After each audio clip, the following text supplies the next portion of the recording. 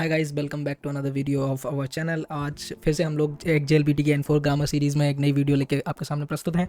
और हमारा अब 7th नंबर की एक वीडियो है, 7वां फ्रेज़ है। ठीक है, आई होप आप लोगों को ये सीरीज़ पसंद आ रही होगी। अगर आप लोगों को पसंद आ रही है तो आप लाइक शेयर कर सकते हैं अपने दोस्तों के साथ में, एंड कमेंट करके बता सकते हैं आपको कैसी लग रही है। अगर आपको कुछ सजेशंस भी देने हैं तो वो भी आप कमेंट में हमें बता सकते हैं।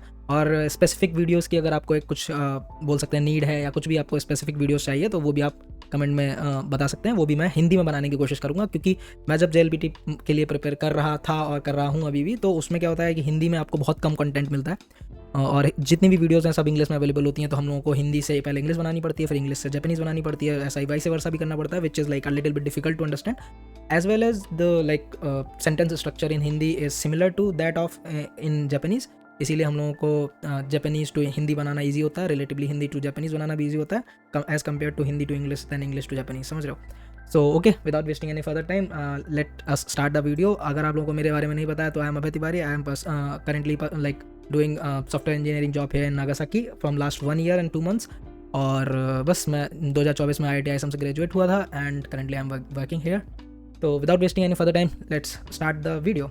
ये हमारा 7th फ्रेज़ है। 6 वीडियोज़ मैं पहले बना चुका हूँ। मैं आई बटन में प्लेलिस्ट की लिंक डाल दूंगा, आप वहाँ से जाके चेक कर सकते हैं। तो हमारा 7th फ्रेज़ जो है वो है हमारा बकारी। ठीक है, बकारी जो शब्द है ये यूज़ होता है, बकारी शब्द जो है, ये फ्रेज़ जो है ये यूज़ होता है तुम्हारा सिर्फ या के अलावा कुछ नहीं, या हमेशा वही। ठीक है, ओनली, नथिंग बट, इस सब चीज़ों के लिए यूज़ होता है। और ये बताता है कि कोई चीज़ बहुत ज़्यादा या लगातार हो रही है। ठीक है, अक्सर इसमें स्पीकर का फीलिंग इन्वॉल्व होता है। ये सरप्राइज़ के लिए होता है, कंप्लेंट के लिए होता है, जजमेंट के लिए होता है, नेगेटिव टोन में अक्सर हम लोग इसको यूज़ करते हैं। लेकिन हमेशा नेगेटिव हो ये जरूरी नहीं है, इसके लिए कॉन्टेक्स्ट आपको देखना पड़ेगा। ठीक है, जैसे एग्जांपल के लिए लिखा है कोनो काफे नो क्या कुसाम वा जो से बकारी देस। जो से मतलब उन्ना नुको, यानी कि बेसिकली ज़्यादातर औरतें। तो उसका जो अर्थ है वो क्या है कि इस कैफ़े की जो कस्टमर्स हैं वो केवल फीमेल हैं। ठीक है, अब इसको हम लोग यूज़ करते हैं नाउन के साथ, या फिर बकारी लगा दो, या फिर वर्ब की ते फॉर्म के साथ बकारी लगा दो। जैसे एग्जांपल के लिए कोनो कैफे नो ओ क्या कुसाम वा जो से बकारी देस। अब जो से इसमें नाउन है। ठीक है, नाउन के साथ में बकारी लगा दिया, बकारी देस। अब दूसरा हो सकता है ते फॉर्म में, जैसे तेरवी वा मीते इरू, ते फॉर्म लगाना, मीते इरू बकारी देस मतलब बकारी। ठीक, तो इसका मतलब ही ओनली कीप वॉचिंग टेलीविजन। अब हम लोग नेक्स्ट कुछ एग्जाम्पल सेंटेंसेस देख लेते हैं। और वैसे तो यार देखो, बकारी जो है एक थोड़ा कॉम्प्लेक्स ग्रामर का टर्म है। इसको हम लोग यूज़ करते हैं N2 लेवल की ग्रामर के लिए, बट डिफरेंट कॉन्टेक्स्टेज में जब नाउन के साथ में यूज़ होता है तो टाइम और डिस्टेंस भी बता देता है अबाउट द नाउन। ठीक है, और to describe like how to say to describe a negative continuous repetitive action भी हम लोग बकारी को यूज़ कर लेते हैं। ठीक है, और पास्ट में जब हम लोग बकारी का यूज़ करते हैं तो इसका मतलब होता है जस्ट फिनिश्ड, और इसको हम लोग यूज़ करते हैं बकारी ता बकारी। ठीक है, लास्ट में मतलब पास्ट फॉर्म के लिए ता आता है, फिर बकारी आता है। ठीक है, तो वो सब N2 लेवल का थोड़ा पार्ट है, वो बाद में हम लोग पढ़ेंगे N2 N3 लेवल का। बट हम लोग अभी के लिए जो बकारी हम लोगों का यूज़ करने लायक है वो उसके सेंटेंसेस कुछ देखते हैं। तो है रोकुगात्सु वा आमेगा आमे बकारी देश। मतलब कि रोकुगात्सु मतलब छठे महीने में केवल आमे यानी केवल बारिश होती है, सिर्फ बारिश होती है। तो लिखा हुआ है इट्स कॉन्स्टेंटली रेनिंग इन जून, या फिर तो ये हो सकता है सेंटेंस, या फिर हो सकता है it's nothing but rain, it's always raining in June. ठीक है, समझ रहे हो? अब नेक्स्ट सेंटेंस की ओर बढ़ते हैं। तो नेक्स्ट सेंटेंस हमारा मुसमे वा तेरेबी बकारी मी तेरू। ठीक है, मुसमे मतलब हो गया तुम्हारा डॉटर। ठीक है, डॉटर क्या होती है, डॉटर क्या करती है, does nothing but watch only the television. वो लिखा हुआ है यहाँ पे, मुसमे वा तेरे भी बकारी मी तेरू, मतलब कि my daughter does nothing but watch TV.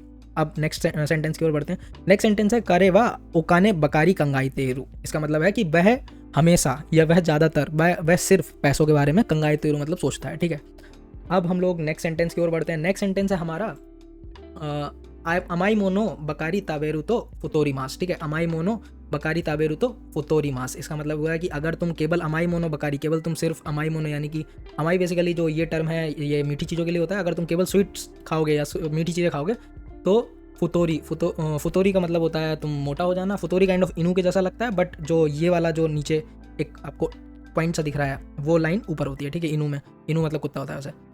फुतोरी मास मतलब कि अगर तुम केवल स्वीट्स खाओगे तो तुम वेट गेन कर लोगे या मोटे हो जाओगे।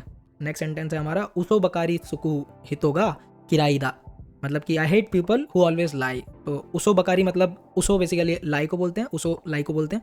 उसो बकारी मतलब जो हमेशा झूठ बोलते हैं। सुकु मतलब हमेशा यूज करते हैं, किसका, झूठ का यूज करते हैं। हितोगा किराईदा मतलब कि उन लोगों को मैं पसंद नहीं करता।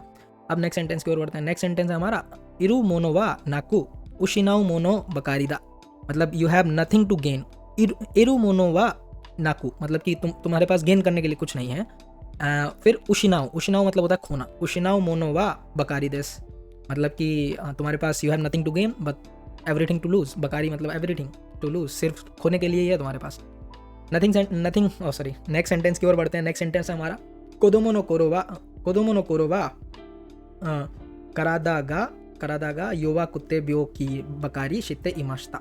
मतलब ये है, मैं जब कोदोमो नो कोरो मतलब वो होता है कि जब मैं छोटा था, बच्चे जैसा था या बचपन में, करादागा मतलब कि मेरा जो बॉडी था, योवा कुत्ते ब्यो की बकारी शिते इमाश्ता, मतलब कि योवा कुत्ते मतलब वीक होता था, वीक रहती थी। ब्योकी मतलब हमेशा, ब्योइन बोलते हैं तुम्हारे हॉस्पिटल को, तो ब्योकी मतलब होता है कि हमेशा सिक रहना, हमेशा like in the need of hospital रहना।